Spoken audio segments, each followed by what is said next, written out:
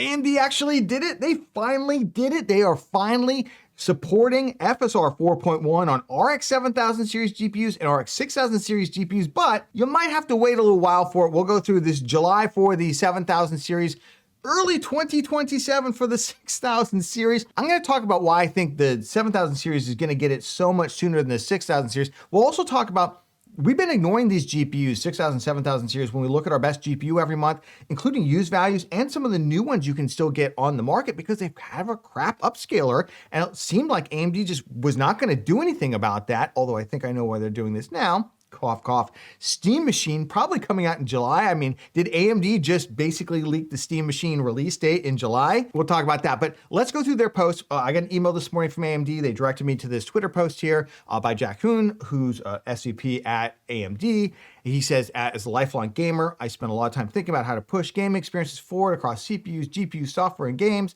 My team and I have been working hard to evolve AMD FSR 4 to bring it to more cards. A lot of corpo speak here, obviously. We're one of you too. I like Jack. I like what he's done at AMD. I just hate the corpo speak, okay? We know you guys have been doing AI. So this July, RDNA 3 players are going to experience FSR 4 upscaling 4.1, which delivers sharper visuals and smoother gameplay than ever before. We'll go through the benchmarks on these that was tested with the kind of beta-ish accidental release that AMD did last year that you can now use through OptiScaler and look at the performance difference between the INT8. That is what the older GPUs like the 7000, 6000 series use. They use a different integer version of this than the floating point, than the FP8, which is what the RX 9000 series GPUs use. And the difference there is the hardware that's on the cards. RX 9000 series use a different type of machine learning hardware on it, basically AI hardware, if you want to think about it that way. And then 7000 and 6000, obviously the 6000 have the least amount of it, 7000 more, the 9000 have the newer stuff on it. And what AMD is going to do is they're going to release FSR 4.1 using the INT8, which supports those older GPUs. They go through in their video in detail on how that all works. This video is not really about all that. You can watch their video. They explain it pretty well. I'll link it down in the video description. I'm actually a little bit more interested both in number one, why are they doing this and what does this mean for the GPU market and GPU values out there? So let's just take a really quick look in terms of the performance of these cards.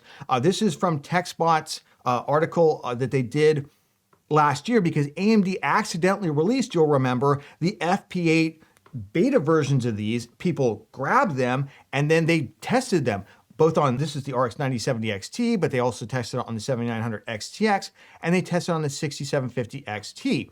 Now, I don't want to draw too many conclusions from this because this is essentially a beta version of it. They did note, for instance, that the 6000 series had some more artifacting and some other visual quality issues than the 7000 series. And the 7000 series had more than the 9000 series, but they were pretty close out there. And the visual uplift was massive from FSR 3.1 on all the GPUs. But let's look at the performance. Let's start with the 6000 series. FSR 3.1, the older technology, right, that's more software-based, not as hardware-based, not machine learning-based. You basically got, with FSR 3.1 quality, a 23% uplift over essentially native rendering. But if you moved to INT8 FSR 4, you got 110% of it. So basically, you only got about half the uplift. So you got about 10% uplift using FSR 4, where previously you got a 23% uplift with FSR 3.1. That being said, the visual quality was a massive increase, and I think most players would probably trade that FPS off. The other thing is, remember, this is one GPU out of the entire 6000 series lineup. I don't want to draw too many conclusions. It has not really extensively been tested across all the 6000 series. Some of the other GPUs might do better. For the 7900 XTX, obviously, this is the top dog for the 7000 series. Still one of the fastest GPUs out there right now. And if we look at this, about a 31% uplift using FSR 3.1 quality. Remember, that's the older, kind of more software-based version. If we look at the FSR 4 INT8 quality version, it went to 113%. Now, some people would say, well, actually balanced, especially at 4K, looks really good. You could go to balanced instead. You can go to these other things. Whereas if you went to FSR 3.1 balance, the quality drops off, drops off a cliff, basically, because it's just not the same technology. That's why you could compare, for instance, the visual quality, even on performance mode potentially, to something like FSR 3.1 quality. You can say, hey, if you compare those two and the visual quality on FSR 4, performance mode is still very significantly better than 3.1 quality. You're getting about the same level of performance, but I would just caution folks not to take too much into this yet, because these are early beta versions that they quote unquote accidentally released. And then other people were basically then kind of smashing into the GPUs to test them out in this kind of beta way. I think what we're going to get from AMD will be a little bit more polished, but by comparison, the 9070 XT, for instance, if you look at FSR 3.1 quality, it's about a 38% uplift. If you look at FP8, that's the better version of FSR 4 that uses Fluent Point 8, it's almost the same uplift for FSR 4 quality. It's 32% versus 38. And honestly, again, image quality differences, you could easily push that to performance on the FP8 and get significantly more performance than you can with FSR 3.1, which again is not that great an upscaler, although this is 4K and it's okay at 4K. But let's talk about GPU value, because I think this is what this is really about. I want to jump over here to an RX 7700 XT 12 gigabyte. By the way, this GPU has been consistently $399 until this morning, when suddenly it went up by $10. Just wondering why that might be, but the 7700 XT 12 gigabyte, similar performance to the 9060 XT 16 gigabyte, and 12 gigabytes of VRAM is typically enough at 1440p in a lot of titles. A lot of people say, well, are you ever really going to get the benefit of 16 gigs with a 9060 XT versus 12 gigs?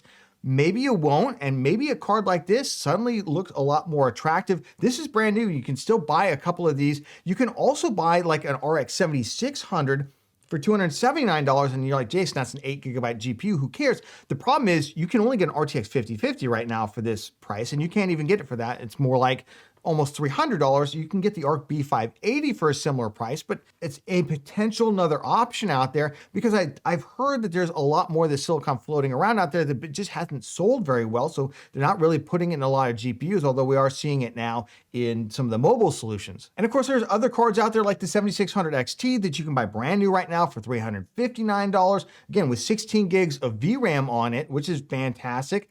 And then we still do have some models of the 7900 XT. These tend to be the reference models. I don't understand how these are still out there, but they've just sat around forever.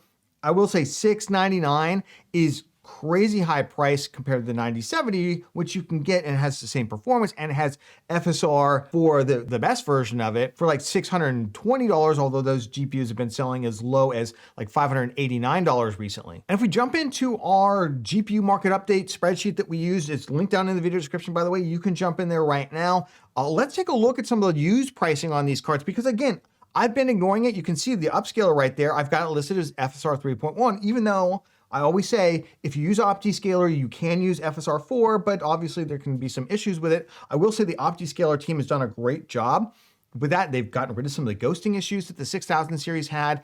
So let's jump into some of these values right now. The 7900 XTX, as well as the entire high-end used GPU market, I feel like is super overheated.